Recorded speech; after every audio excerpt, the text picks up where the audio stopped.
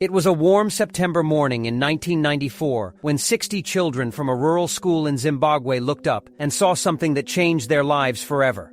A silver craft, two beings with black eyes, and a message that still echoes through the decades. This is the story NASA never explained and the Vatican never wanted to discuss. Welcome to the Mystery Vault.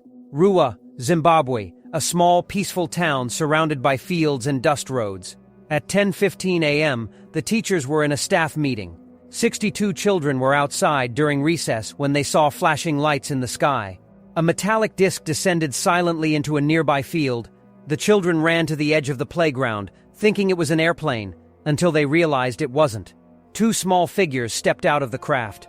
Their skin was grayish, their heads elongated, and their eyes completely black. They moved without walking, floating above the ground. The children said the beings didn't speak with their mouths. Instead, they heard their voices inside their heads. Every child described the same thing. They told us the earth is dying, we must take care of it. Some children cried, others froze. The message wasn't words, it was images. They saw factories, pollution, cities burning. It was a vision of our future. Within days, international UFO researchers and journalists flooded RUWA. The most notable, Dr. John Mack, a Harvard psychiatrist and Pulitzer Prize winner. He interviewed dozens of the children and concluded, they are not lying, they experienced something real. His report was later suppressed by the university. CNN briefly aired footage of the interviews, then the story disappeared from major outlets. When journalists tried to revisit the school, they were denied access. Local officials claimed no event took place. Even the BBC archive footage from 1994 went missing for years.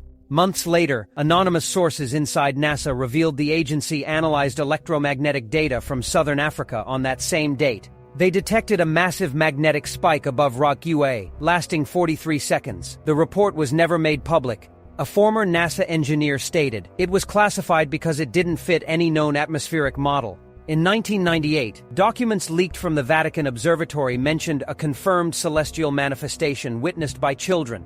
The case was labeled Angelus Aeternum, Latin for the eternal messenger. Some priests believed the beings were spiritual entities, not extraterrestrials, sent to warn humanity. Decades later, many of the witnesses, now adults living across the world, were re-interviewed. Their stories haven't changed.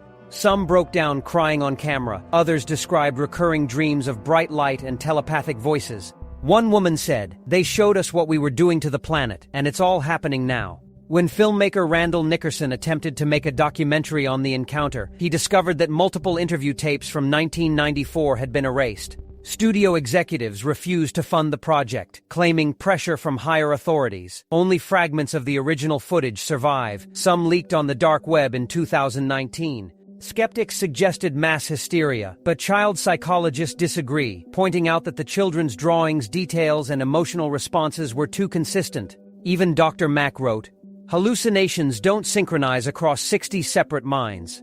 Similar messages have been reported in other sightings from Fatima, 1917, to Voronezh, 1989. Always, light descending, communication through images, and a warning to protect the planet. Could this be part of an ongoing contact plan? One species, one message, across centuries? In 2024, Earth faced record wildfires, melting ice caps, and magnetic field fluctuations. Everything the beings showed the children is happening now. Maybe they weren't warning us. Maybe they were preparing us. They came once, to warn the children of what was coming. But the adults never listened. Now it's no longer a message from the sky. It's a message written in fire, the Mystery Vault, where truth meets the impossible.